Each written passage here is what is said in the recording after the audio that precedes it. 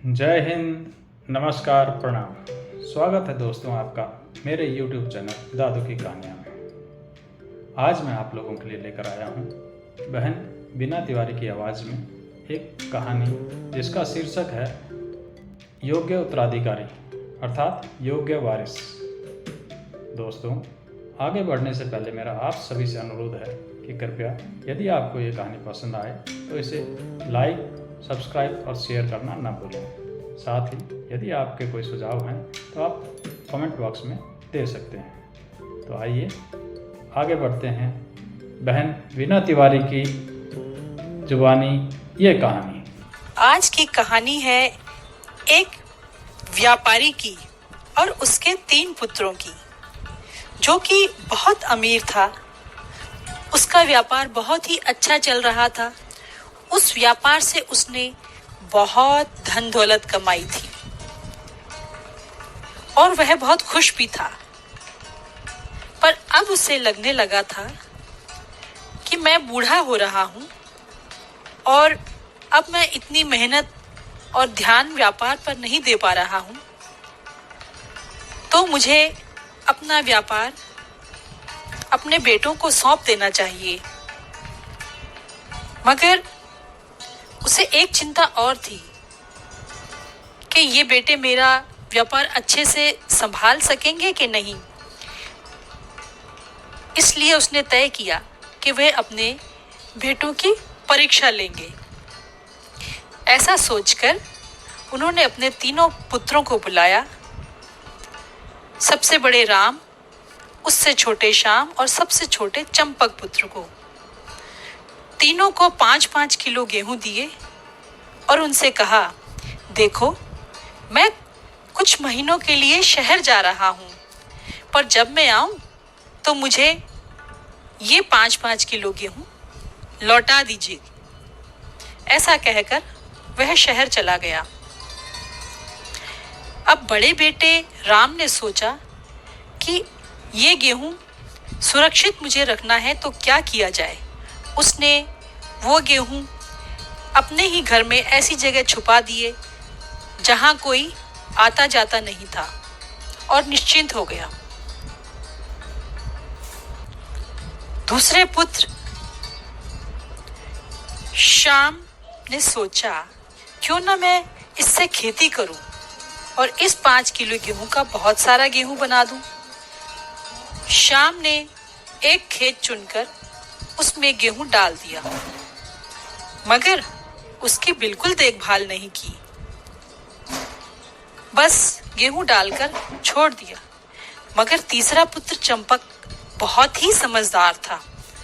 उसने सबसे पहले एक अच्छे उपजाऊ खेत की तलाश की, उस पर हल चलाया, उसे तैयार किया और 5 किलो गेहूं उस खेत में बो दिए। कुछ ही महीने बाद फसल लहराने लगी और उसकी मेहनत रंग लाई। कुछ महीनों बाद जब उनके पिता वापस आए और उन्होंने देखा कि सभी पुत्र बहुत ही ज्यादा खुश लग रहे हैं, तभी व्यापारी ने पूछा, क्या मैं देख सकता हूँ तुमने उन 5-5 किलो गेहूं का क्या किया। तब राम अपने पिता को घर के उस हिस्से में लेकर गया जहां पर उसने गेहूं को छुपाया था। पर ये क्या, गेहूं ठीक से न रखे जाने के कारण उसमें कीड़े लग गए थे और वो बिल्कुल बेकार हो गए थे। अब थी दूसरे पुत्र की बारी। श्याम अपने पिता को उस खेत में ले गया जहां उसने गेहूं को डालकर छोड़ दिया था। पर जब वो वहां गए तो उन्होंने देखा कि वो गेहूं तो पूरी तरह सड़ चुके थे, क्योंकि श्याम ने उनकी देखभाल नहीं की थी, सिर्फ गेहूं डालकर निश्चिंत हो गया था। यह देखकर व्यापारी को बहुत दुख हुआ। वो निराश हो गया। मगर अब चंपक की बारी थी। चंपक अपने पिता को उस खेत पर ले गया जहां उसने उन 5 किलो गेहूं से फसल उगाई थी। जब उसके पिता ने देखा कि खेतों में फसल लहरा रही है, उसके पिता देखकर बहुत खुश हो गए।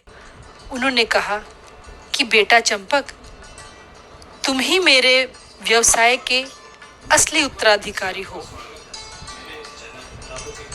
इसलिए मैं इस व्यापार का उत्तराधिकारी तुम्हें चुनता हूँ और तुम्हारे दोनों भाई तुम्हारे मार्गदर्शन के अंतर्गत तुम्हारी मदद करेंगे।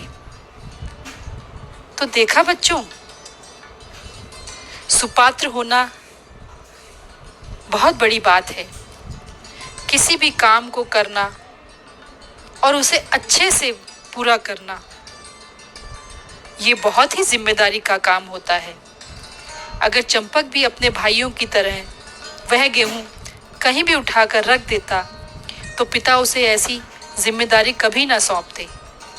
इसलिए जो भी काम हाथ में लो या जो भी जिम्मेदारी आपको दी जाए, उसे अच्छे से निभाओ, उसके उत्तराधिकारी बनो। यही शिक्षा यह कहानी हमें देती है। दोस्तों, बहन वीना की जुबानी इस कहानी में अंत तक बने रहने के लिए आपका बहुत बहुत धन्यवाद। आपको ये कहानी कैसी लगी कृपया कमेंट बॉक्स में अवश्य बताएं, और यदि पसंद आई हो तो कृपया लाइक, सब्सक्राइब और शेयर करना न भूलें। मेरी आगे आने वाली कहानियों के विषय में जानकारी हेतु बेल आइकॉन को भी दबाना न भूलें। धन्यवाद। नमस्कार। जय हिंद।